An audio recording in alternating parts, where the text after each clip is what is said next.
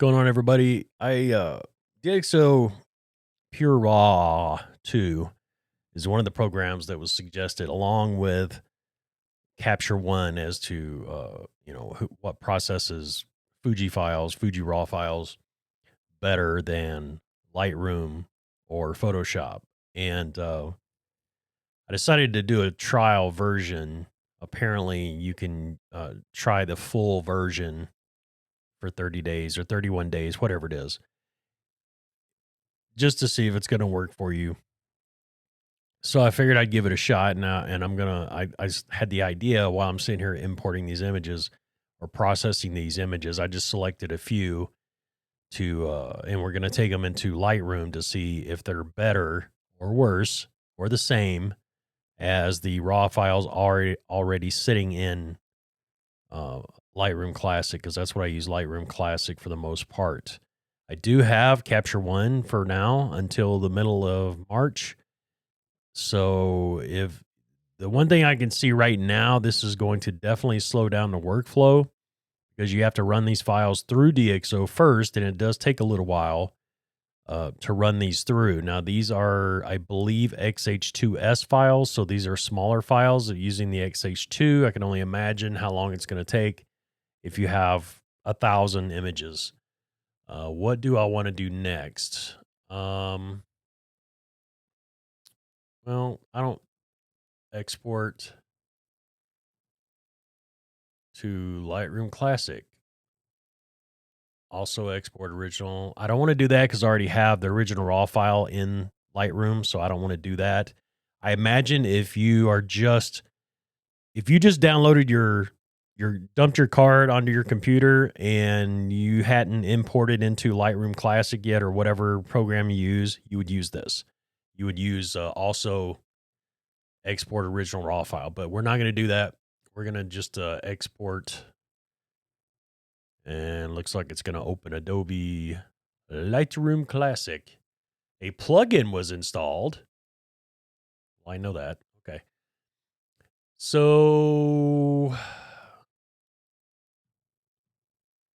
So it opens it up right here.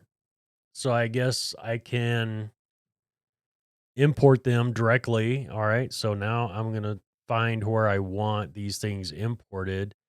Not into my JPEG. I want to do my, where are we at? Raw photos in 2023 and XH2S. So we'll just do that. There's only 19 photos, so we'll go ahead and import them. So I guess that helps the workflow a little bit. It just automatically does it, jumps in there so you don't have to go. Because I was thinking it dumped them all into a folder and then you got to import that folder into Lightroom Classic, but it does it for you. So that's definitely a plus as far as that goes.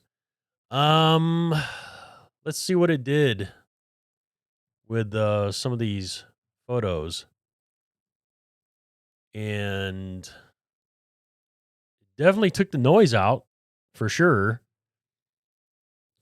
Definitely took the noise out. Didn't really do much for sharpening that I can see, unless I was pretty off on this photo. But it's not bad. It's not horrible. The noise is definitely gone. So I have to.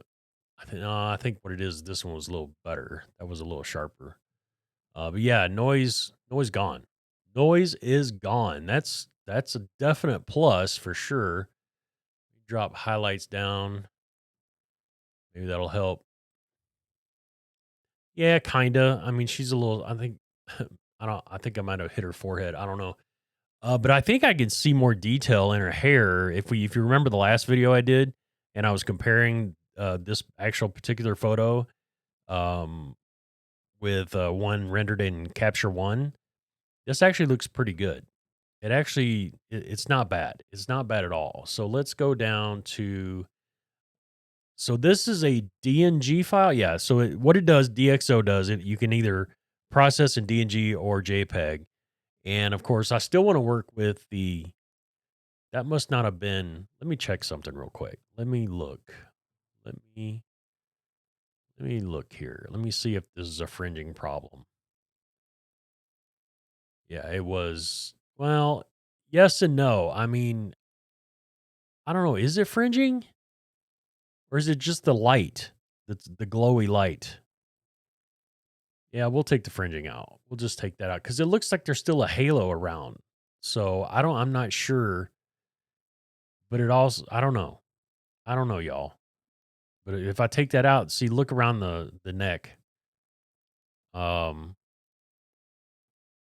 if I take the fringing out, yeah, it's the color. I think it's the glow from the light because that is the color of their uniforms right there. And if you take fringing out, notice the color of the uniform goes away.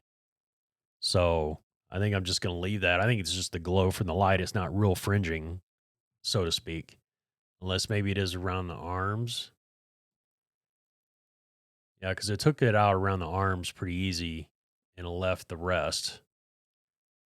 But I don't know. I just, I think that's just from the lights. So we're just gonna call it from the lights and be done with it. I don't have to enable profile corrections or anything because DxO also supposedly fixes any kind of lens problems, any kind of distortions or anything like that. So we're gonna go with that. We're just not gonna mess with it. I don't think anything else. Man, I can't believe that noise is gone. It does work really well. I have to give them credit there. Let's add a little sharpening. Let's bump it up to about 60. Masking I always take up over 80, and detail and radius down to 0.7. Looks a little bit better. I did slightly miss though. That was a slight miss, kind of. I don't know. It's a weird deal. This lens isn't the greatest in low light. The Viltrox 85 1.8.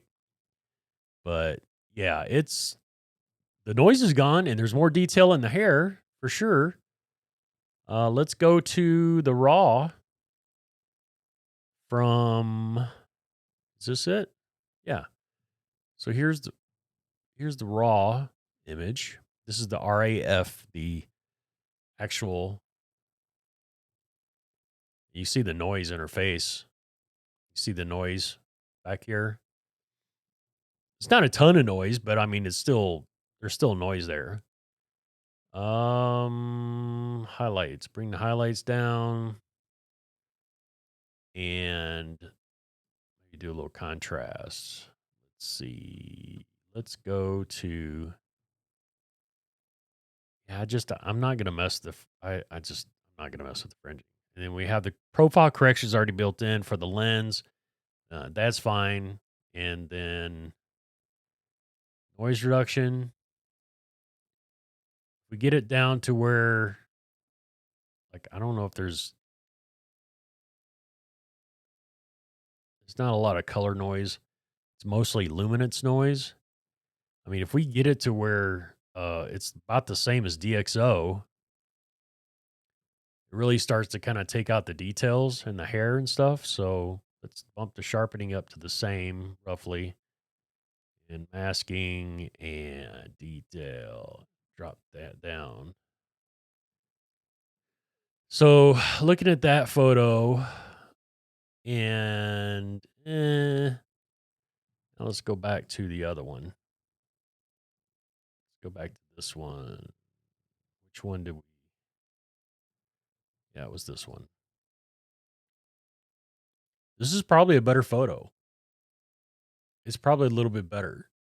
I still say it's fringing. I still say I'm having a really hard time not correcting that, but it's taken, like, maybe just take it out a little bit so it's not so much around the hair. But I'm afraid I'm going to lose the color. Now, I guess it really doesn't matter that much, but uh, it just eliminates that color. I think probably because I have to adjust something in here. I don't know. I've never messed with this. I mean, honestly, I've never messed with this stuff. I don't know what that does. I need to play more around with that and find out what that does. But I don't know. I think DxO, for the most part, it looks like it does a really good job. It definitely takes noise. I mean, that's not really that big of a deal because you're not concentrated on the dark parts anyway. But it took all the noise out of the skin, the face and everything. And it seems like maybe there might be a little bit more detail in the hair. I don't know. What do you think? I mean, it's hard to say. Um, go back into the raw, the RAF file. You know, it would be one of those things where I almost need to open Capture One and look and see what Capture One did as well. But it's not bad, not bad at all. Is it worth the money? I don't know. I mean, I guess it's up to you. I think it was like 129 bucks or something. You know, it does take the noise out for sure. I mean, I just missed this shot altogether. I mean, I got the basketball. I think it's what it focused on was a basketball on her arm. Um, so it was a missed shot. I didn't get the well. This shot I think ended up being usable. We sharpen this up a little bit, maybe. Because I'm thinking, you know, if I want to keep Lightroom, am I going to have to use something like DxO? I shouldn't have to use noise reduction at all. So, uh, I don't know. I don't know. I don't know. I uh, still kind of it was a hit, but it's again the 85 1.8, not exactly a sports lens. So, I was using it because of the low light situation. There was a picture they were honoring the seniors that night, all the senior players on the women's team. And I don't even know what I was focused on. Probably her. I was using the wrong focus. I was just using the box, and I think I had the box right around here. And I just didn't have my, because I was shooting all at 1.8. Yeah, I was shooting at 1.8. So, yeah, I'm not the depth of field. I didn't get everybody in. So, but it takes the noise. It takes the noise out for sure. If we look at the raw file, um, probably that photo. Yeah, see, look at the noise in the RAF file, and if we, you know, you got to crank noise reduction way up to get it as close, which of course, you know, starts killing your details.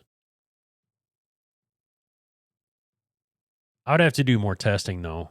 I definitely have to do more testing, but I mean, it's an added part of your workflow, and I don't, you know, am I willing to do that? Yeah, I guess if I got better images, for sure, but is it that much more better? It's kind of like the whole argument Capture One versus Lightroom Classic. I'm way faster with Lightroom.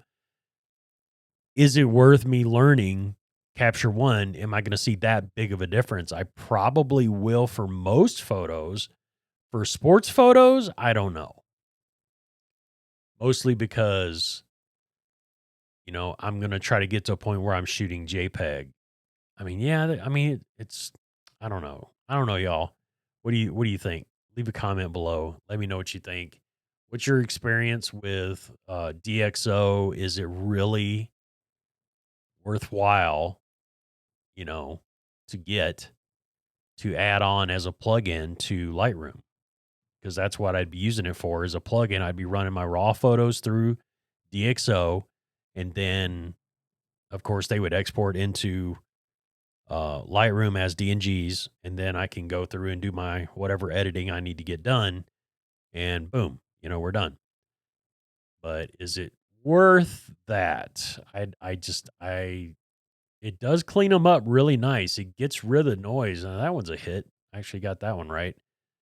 But yeah, it gets rid of the noise for sure. It gets rid of noise, and it does. I think it does a better job than Lightroom. I think just sitting here looking at it, I think it definitely does a better job than Lightroom. So, you know, I used highlights down on that. That was a good photo. Nice sharp photo. 85 1.8 on the XH2S.